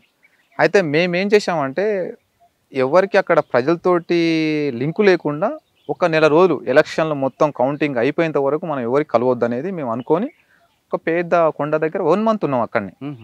ఆ 1 మంత్ ఉన్న తర్వాత అంతా అంటే ఎక్కడెక్కడ అంత కూల్ అయిపోయింది. అంటే ఎలక్షన్లు అయిపోయినాయి, తర్వాత ప్రమాణ స్వీకారం కూడా అయిపోయింది, 2 సీఎంలు. అయితే అప్పటికి మేము చాలా జాగ్రత్తతోని మేము తిరిగినాము. కాకపోతే ఒక చిన్న మిస్టేక్ ఏంటంటే, తెలంగాణ గవర్నమెంటు ఏర్పడ్డ తర్వాత సీఎం కేసీఆర్ ఏమన్నారంటే, మావోయిస్టుల ఎజెండానే మా ఎజెండా అని చెప్పిండు. మరి అట్లా అన్నోడు మరి ఎన్కౌంటర్ ఏం చేయడు కదా, మా మీద ఏం బలగాలు కూడా ఏం రావు కదా అని కొంచెం మేము అట్లా ఆలోచించినాం. ఇంకోటి, అక్కడ టీడీపీ గవర్నమెంట్ కదా చంద్రబాబు నాయుడు, అప్పుడు 2014 అప్పటికి చాలా ఎన్కౌంటర్లు చేసిన గవర్నమెంటే, కానీ ఇప్పుడు చేయకపోవచ్చు అనేది కొంచెం నిర్లక్ష్యం. తర్వాత మేము అక్కడ కొండ అంటే అడవి నుంచి మేము నదిలోకి దిగినాం ఆ రోజు. అయితే అప్పటికి మా దగ్గర సరుకులు లేవు, తినడానికి సరుకులు అయిపోయినాయి. అయితే అప్పటికి ఏంటంటే నది ఎండిపోయింది కాబట్టి అక్కడ మత్స్య కార్మికులు కూడా ఎవ్వరు లేరు. ఒకే ఒక వ్యక్తి ఉన్నాడు, ఆ వ్యక్తే పోలీస్ ఇన్ఫార్మర్. ఆ వ్యక్తి మీ ఫ్రెండా? ఫ్రెండ్ కాదు, మా ఫ్రెండ్ కాదు, అశోక్ అన్నకు చాలా దగ్గర సన్నిహితుడు అతను. నేను పోయిన తర్వాత పరిచయం అయ్యాడు. అది చాలాసార్లు కలిసాం, అతన్ని కలిసి మాట్లాడినాం. కానీ ఇక తర్వాత కొండ మీద నుంచి మేము కిందికి దిగిన తర్వాత అనే ఒక ఆవుల మంద ఉండే, ఇతన్ని ఇద్దరిని కలిసి అశోక్ అన్న ఉండి లింగాల గట్టు ఉంటుంది పక్కలో, ఆ లింగాల గట్టుకి వెళ్ళి కొన్ని సరుకులు తీసుకొని, కొన్ని చెప్పులు లేవు తీసుకొని రమ్మని పంపించినోడు పోయిండు, సరుకులు తీసుకొని వచ్చిండు. అయితే అసలు ఇన్ఫార్మర్ ఇతను కాదు, ఇతను పోయి వేరే అతను చెప్తే వాళ్ళు పోలీసు వాళ్ళకు ఇన్ఫర్మేషన్ పోయింది. మేము ఉన్నది మహబూబ్ నగర్ ప్రకాశం బార్డర్లో మేమున్నాం, వచ్చింది గుంటూరు పోలీసులు వచ్చారు ఆ రోజు. అయితే ఆ రోజు అప్పటికి ఏంటంటే మేము పంపిన తర్వాత 2 రోజులు మేము అక్కడ ఉన్నాం. ఆ 2 రోజులు మేము ఉన్న తర్వాత ఏమైందంటే, అప్పటికి అన్న అశోక్ అన్నతోటి, అన్న కొంచెం ఏదో తేడా వస్తుంది అనే కొంచెం డౌట్ వస్తుంది, మనం ఇక్కడ నుంచి మకం కాల్ చేసి వెళ్ళిపోదామన్నా. లేదు, ఆల్రెడీ అంతకుముందు నేను చాలా 5-6 సంవత్సరాల నుంచి నేను కలుస్తున్నబ్బా అనే గురించి నాకు తెలుసు, ఎందుకంత నువ్వు డౌట్ చేస్తున్నావు అంటే, ఏమో అన్న నాకు కొంచెం డౌట్ వస్తుంది, కొంచెం ఎందుకో ఇంతకుముందు లాగా మాట్లాడట్లేదు, కొంచెం తేడాగా మాట్లాడుతుందంటే, ఏం కాదులే అన్నాడు. అయితే వేరే ప్లేస్కి పోదాం అనుకున్నాం, అయితే అక్కడ వాటర్ సమస్య ఉన్నాయి, మళ్ళీ వాటర్ దూరం ఉంటాయి. అయితే అశోక్ అన్న ఏమంటే సరే ఈ ఒక్కరోజు ఇక్కడ ఉందాం, అట్లా ఒక్కరోజు కూడా ఉందాం అనలేదు, అన్నం వండుకొని తినేసి వెళ్ళిపోదామని చెప్పిండు పైకి కొండ మీదకి.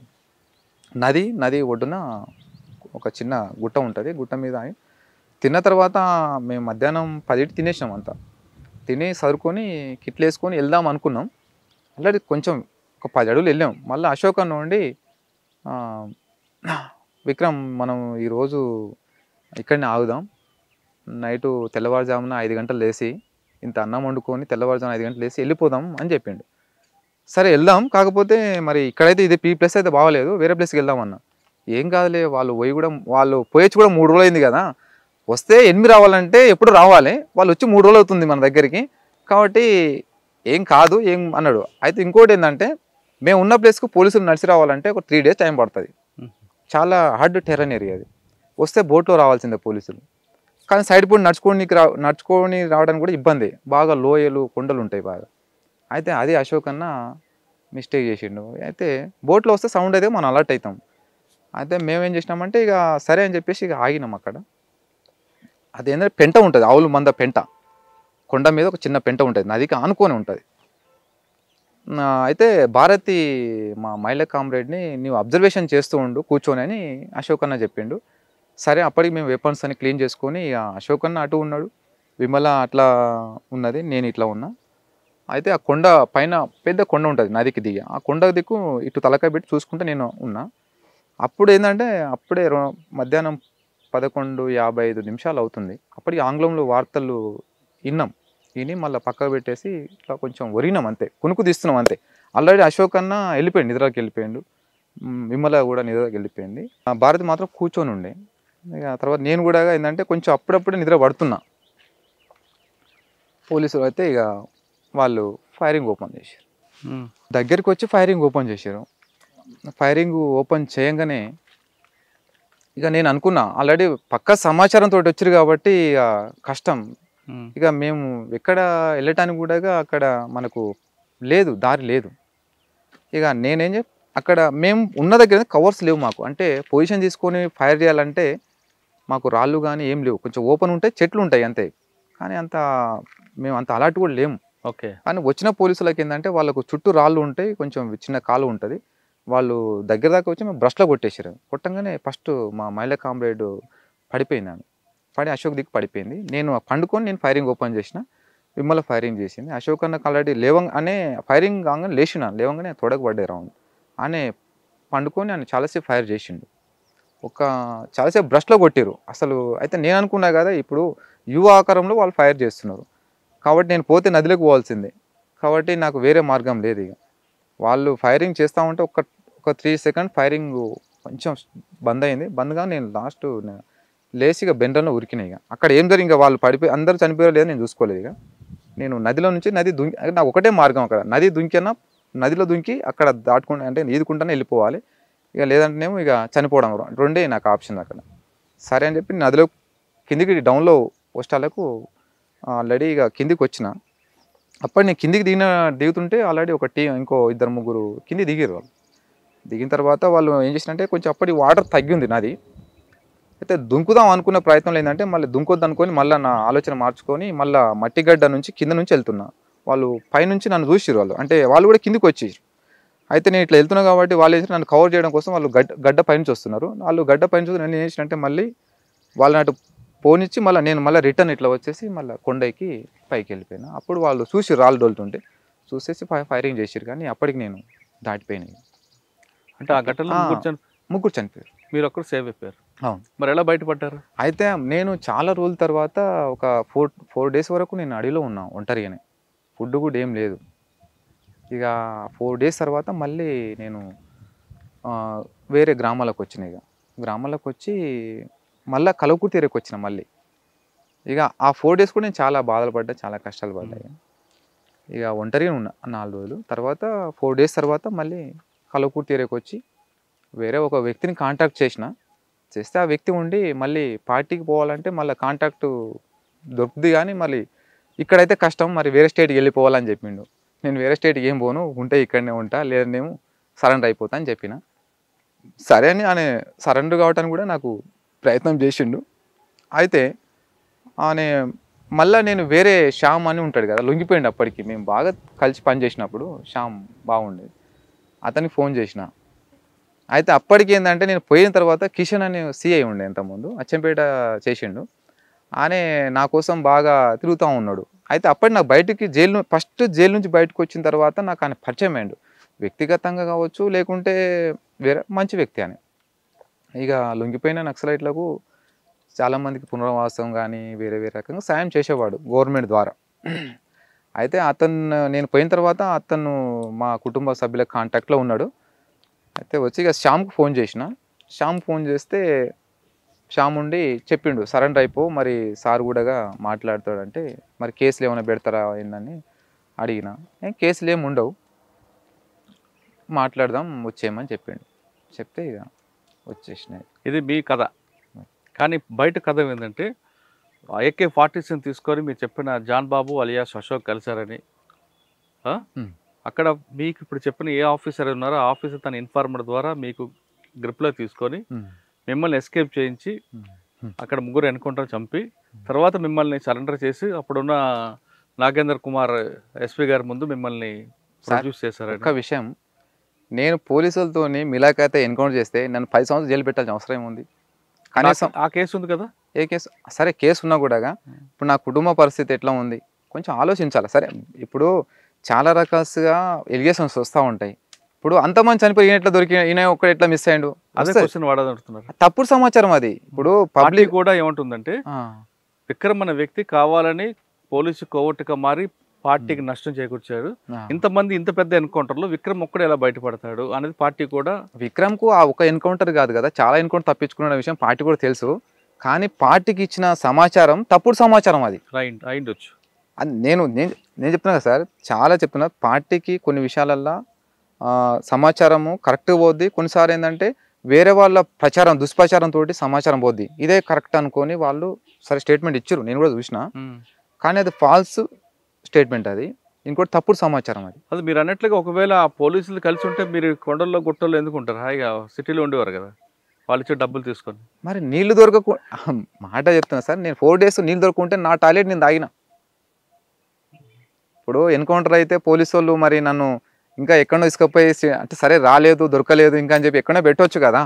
10 సంవత్సరాలు జైల్లో పెట్టిన లైఫ్ అంతా ఎందుకు అంటే నేను ఎందుకు స్మార్ట్ చేస్తారు వాళ్ళు కూడా. తప్పుడు సమాచారం. ఇప్పుడు చెప్తున్నా కదా, కొన్ని విషయాల్లో పార్టీ కూడా మా మిత్రులను కూడా చంపేసిన సంఘటనలు ఉన్నాయి.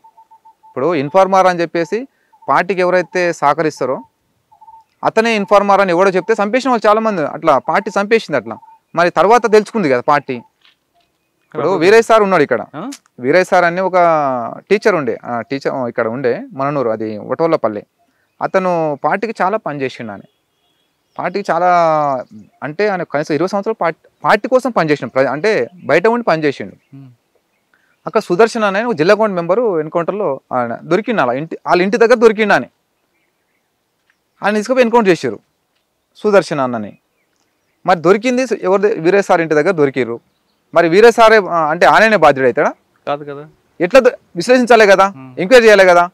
వీరయ్య సార్ తీసుకుపోయి ఆయన కూర్చోబెట్టి కొడితే ఆయన ఒకటే, నేను 20 సంవత్సరాలు పనిచేసిన పార్టీకి ఏ రోజు ద్రోహం చేయలేదు, ఏ రోజు ఇన్ఫార్మర్ చేయలేదు. అయితే ఆ ఇంటరాక్షన్ చేసింది ఎవరంటే అదర్ స్టేట్ పర్సన్ అనే జగదీష్ అని వేరే అనే ఎంపీ అతను, ఆయన తెలుగు సరిగ్గా రాదు. సరే ఈయననే చేయొచ్చు, ఈయననే ఇన్ఫర్మేషన్ ఇవ్వచ్చు అని చెప్పేసి ఆయన చంపేశారు. తర్వాత మాధవ్ అన్న వచ్చింది. మళ్ళీ అక్కడ నుంచి మాధవ్ అన్న వచ్చిన తర్వాత అసలు ఎంక్వైరీ చేసిన తర్వాత అప్పుడు మాస అయిన వ్యక్తి అంటే చెంచు అతను పట్టించింది అతను. తర్వాత మళ్ళీ అతను తీసుకుపోయి అతను చంపేసింది. మళ్ళీ ఈ వీరయ్య సార్ కుటుంబ సభ్యులకు మా తప్పైంది, మాది క్షమాపణ, మళ్ళీ క్షమాపణ కోరిరు.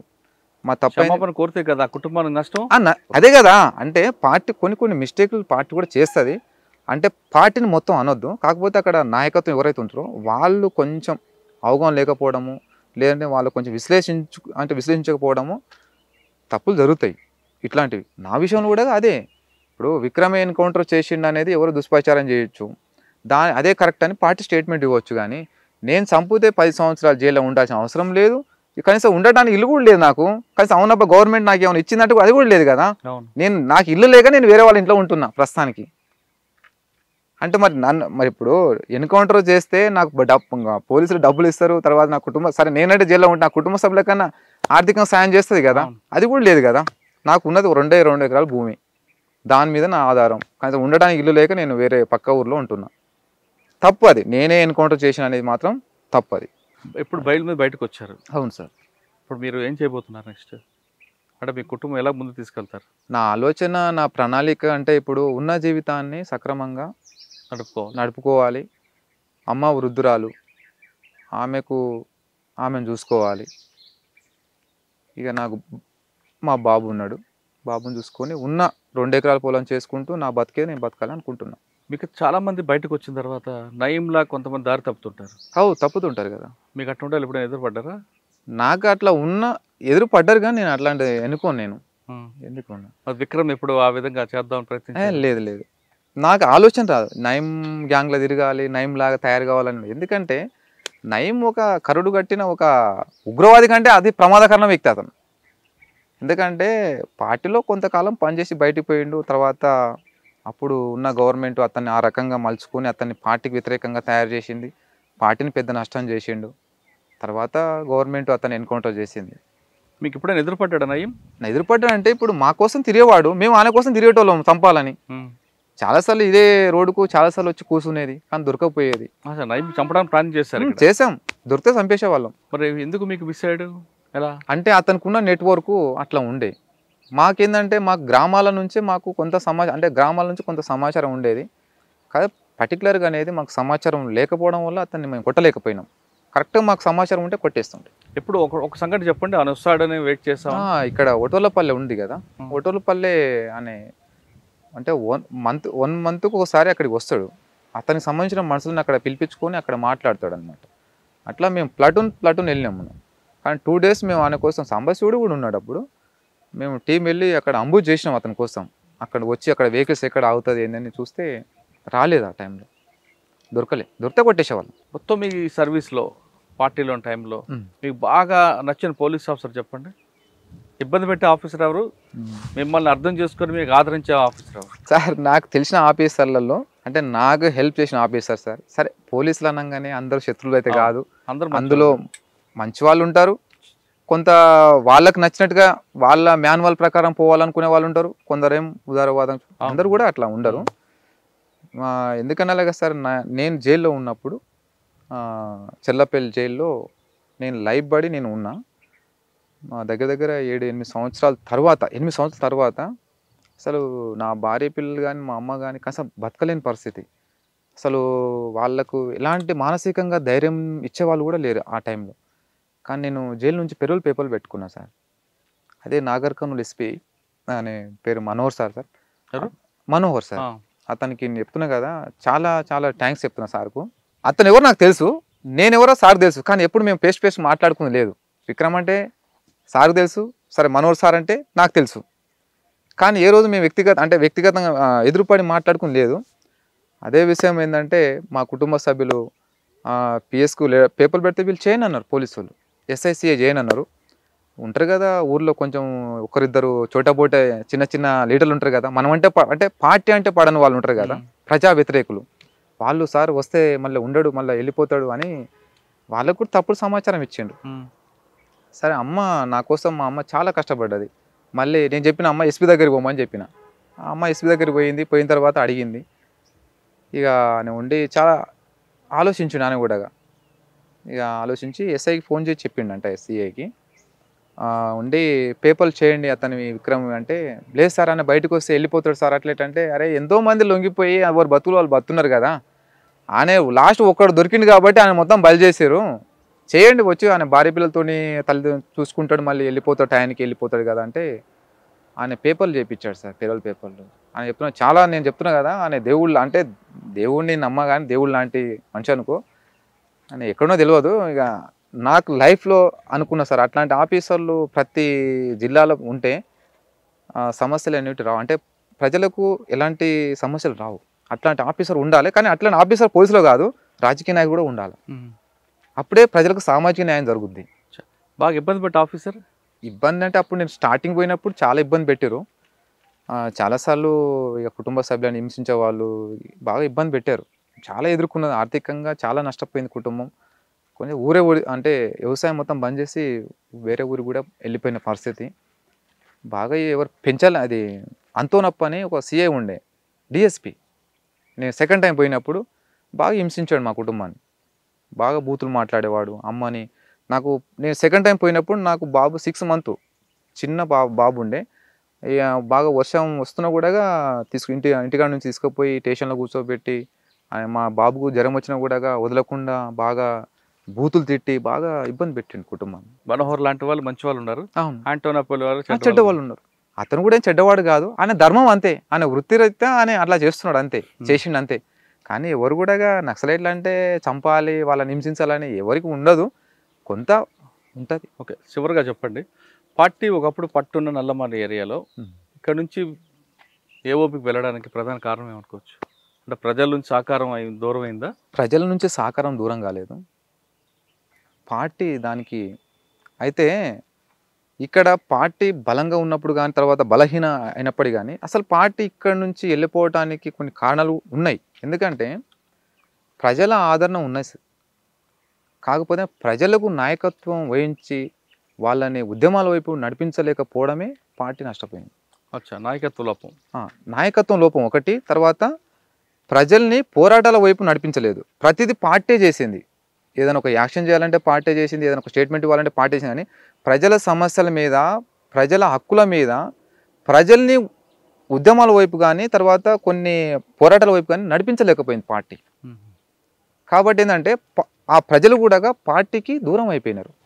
ఇప్పుడు ప్రజల్ని ఉద్యమాల వైపు నడిపించి పోరాటాల వైపు నడిపిస్తేనే ప్రజలు ఉద్యమంలోకి వస్తారు, వాళ్ళు మరింత పోరాడతారు. కానీ అట్లాంటిది ఏం చేయలేదు, అంటే చేయలేక పోయింది పార్టీ. కానీ పార్టీలో వెళ్ళి ప్రజల కోసం పోరాటాలు చేసిన విక్రమ్కి ఎదురైన కష్టాలు ఏంటి? నాకు ఎదురైన కష్టం ఎప్పుడు అంటే, నాకు కష్టం అంటే నాకు అంత కష్టం వచ్చినా నేను అంత ఏం బాధపడను. నాకు భయం అంటూ కూడా ఏం తెలియదు నాకు ఇంతవరకు. కష్టం అంటూ ఏ రోజు కష్టం అని కూడా ఎప్పుడు నేను అనుకోలే. పార్టీలో ఉన్నప్పుడు కూడా చాలా పార్టీ ఏ పని అప్పచెప్పినా కూడా నేను ఎంత రిస్క్ ఉన్నా కూడా నేను వెళ్ళి పని చేసుకొచ్చేది పార్టీలో. పార్టీ కంటే కూడా నేను చాలా నమ్మకం పార్టీకి. కానీ పార్టీలో మీకు కష్టాలు ఎదురవ్వలేదు? కష్టాలే ఉంటాయి, అంటే నాకు కష్టం అనిపిస్తలేదు. ఎందుకంటే నేను ఇష్టంతో ఎన్నుకున్న మార్గం కూడా నాకు కష్టం కాదు. అది ఇష్టపడి లోపలికి వెళ్ళారు కదా, కష్టం కూడా అదే కదా. ఇప్పుడు మీరు అడిగేది ఏంటంటే, ఇప్పుడు కష్టం ఎప్పుడు ఎదురగాలంటే మేము ఉన్నదే కష్టం, అంటే మీ ఇష్టం కష్టాలని ఇష్టంతోనే స్వీకరించినాం, అది మాకు కష్టం అనిపించదు కదా. అవును, అది మాకు ఎంత పెద్ద కష్టం ఉన్నా అది మాకు తక్కువనే అది. ఎందుకంటే అది మేము ఎన్నుకున్న మార్గం అట్లాంటిది కాబట్టి అది సహజమే. మీరు లోపలికి వెళ్ళిన తర్వాత అశోక్ అంతా కలిసి మీరు చేసిన కార్యక్రమాలు చెప్పండి. నేను వెళ్ళిన తర్వాత అశోక్ అన్నకు ఒక కొత్త ఉత్సాహం ఏర్పడదు అనమాట. ఎందుకంటే అప్పటికి వాళ్ళు ముగ్గురు సింగిల్గా ఉండేవాళ్ళు. వాళ్ళు పార్టీ కార్యక్రమాలు కూడా ఏం చేయకపోయేవాళ్ళు, వాళ్ళు ఉండేటోళ్ళు అంతా అక్కడ. నేను వెళ్ళి కలిసిన తర్వాత జాన్ బాబురావు నేను పోయి కలిసిన తర్వాత వాళ్ళకు కొత్త ఉత్సాహం వచ్చిందనమాట. సరే అంటే ఈయన నాకు అంటే బలం ఉంది అనగా. తర్వాత అక్కడ కొంతకాలం వరకు మేము నిశ్శబ్దంగా ఉన్నాము. తర్వాత అక్కడ ఆదివాసీ ప్రజల మీద, అక్కడ మత్స్య కార్మికుల సమస్యల మీద పోరాటం చేసినాం మనం. అంటే ఏ విధమైన పోరాటం అనుకున్నప్పుడు, ఇప్పుడు అక్కడ ఆదివాసీ ప్రజలు ఒకప్పుడు నక్సలైట్ పార్టీ బలంగా ఉన్నప్పుడు అక్కడ వ్యవసాయం చేసుకొని జీవించేవాళ్ళు. కానీ ఈరోజు వ్యవసాయం అనేది బంద్ చేసి ఒక సారా మాత్రం అమ్ముకొని బతున్నారు అక్కడ. కానీ గిరిజనేతలు ఉన్నారు కదా, వాళ్ళు వేరే దగ్గర నుంచి ఇక్కడ తండలలోకి వచ్చేసి, అంటే గుడలోకి వచ్చేసి వీళ్ళ భూములు మొత్తం వాళ్ళు ఆక్రమించుకొని వీళ్ళు భూ యజమానులు వీళ్ళు అయిపోయినారు, వాళ్ళు కింద పనిచేసేలాగా అయిపోయారు అన్నమాట. అయితే ఇది మళ్ళీ మేము పార్టీ అక్కడ అశోక్ అన్న చాలా సీరియస్కున్నాడు. అశోక్ అన్నని ఆదివాసులు దేవుడుగా భావిస్తారు, నల్లమల్లలో దేవుడు అన్న అంటారు నేను, అంటే అట్లా ఆదరిస్తారు అనమాట అశోక్ అన్నని. అట్లా అశోక్ అన్న మేము ఉన్నప్పుడు వాళ్ళ సమస్యల మీద చాలా సాల్వ్ చేసినాము. తర్వాత అక్కడ కృష్ణా రివర్ మొత్తం కూడా ఎవరు మత్స్య కార్మికులు ఉంటారు సార్ అక్కడ, వాళ్ళ సమస్యలు చాలా ఉండేటివి. వాళ్ళు పార్టీ దృష్టి తీసుకొచ్చారు చాలాసార్లు. వాళ్ళ సమస్యలు ఏంటంటే, వాళ్ళకు సమస్యలు ఒకటి, దళారుల నుంచి వాళ్ళు దోపిడీ గురయ్యేవాళ్ళు. ఓకే, అయితే ఆ దోపిడీ నుంచి వాళ్ళకు మేము విముక్తి కల్పించాం. అంటే వాళ్ళకు ఉచితంగా ఏ స్టేట్లో అయితే వాళ్ళ దగ్గర చేపలు తీసుకుంటారో వాళ్ళకు ఉచితంగా వలలు ఇప్పేయడం కానీ, తర్వాత వాళ్ళకు బుట్టికి 2000 బోనస్ లాగా తీసేయడం కానీ, తర్వాత వాళ్ళకు అక్కడ ఏదన్నా అపాయం జరిగినా కూడా అక్కడ సౌకర్యం ఉండదు. అక్కడ బోట్లు ఉండవు అక్కడ. 2 డేస్కి ఒకసారి వచ్చి బోట్లో వచ్చి చేపలు వేసుకుని పోతారు అనమాట. కాబట్టి ఏంటంటే 2 కిలోమీటర్ దూరంలో ఒక బోటు ప్రత్యేకంగా పెట్టాలి. అంటే అక్కడ ప్రజలకు ఏదైనా హాని జరిగినా, అక్కడ గర్భిణులకు ఎలాంటి ప్రాబ్లమ్స్ వచ్చినా కూడా ఆ బోటు వాళ్ళ కోసం సపరేట్గా ఏదైనా అపాయం జరిగితే అంటే అంబులెన్స్ లాగా అట్లా సాల్వ్ చేసి వాళ్ళకు న్యాయం చేసాము. నల్లమలలో మావోయిస్టు పార్టీ అంటే గతంలో పీపుల్స్ వార్ పార్టీ పూర్తిగా కనుమరవడానికి ప్రధాన కారణం నాయకత్వ లోపం ఒకటే కాదు, ప్రజల్ని ముందు తీసుకొచ్చి నడిపించడంలో నాయకత్వ లోపం చాలా స్పష్టంగా ఉందంటున్నారు విక్రమ్. ప్రజలకు కావాల్సిన సమస్యలపై పార్టీ పోరాటం చేయకుండా ప్రజలను కూడా భాగస్వామ్యం చేసి వాళ్ళని ద్వారా పార్టీ కానీ ఒకవేళ సమస్యలపై పోరాటం చేస్తుంటే నల్లమలలో ఇప్పటికి కూడా ఖచ్చితంగా ఉండేది. కానీ ఆ విషయంలో పార్టీ ఆలోచనలు అదేవిధంగా నాయకత్వం కూడా సరిగ్గా గుర్తించిపోవడంతోనే పార్టీకి ప్రజలకి గ్యాప్ వచ్చిందంటూ విక్రమ్ చెప్తున్నారు. ఇది ఈ వారం విక్రమ్తో ఎక్స్క్లూజివ్ ఇంటర్వ్యూ. వచ్చే వారం మరో గెస్ట్తో మళ్ళీ కలుద్దాం. అంతవరకు నమస్తే. Thank you Vikram. నమస్తే సార్. ఇంకేముందో చెప్పాల్సింది? చెప్పాలంటే చాలా ఉన్నది కానీ మీరు అడగలే కదా. చెప్పండి. ఏం చెప్పాలి? పర్లేదు సార్, మీరు అడిగిన దాంట్లో అడిగారు కానీ ఇక మేము అందులో ఏం కష్టాలు పడ్డాం అనే విషయం కూడా రాలేదు కానీ చెప్దా. పర్లేదు చెప్పు.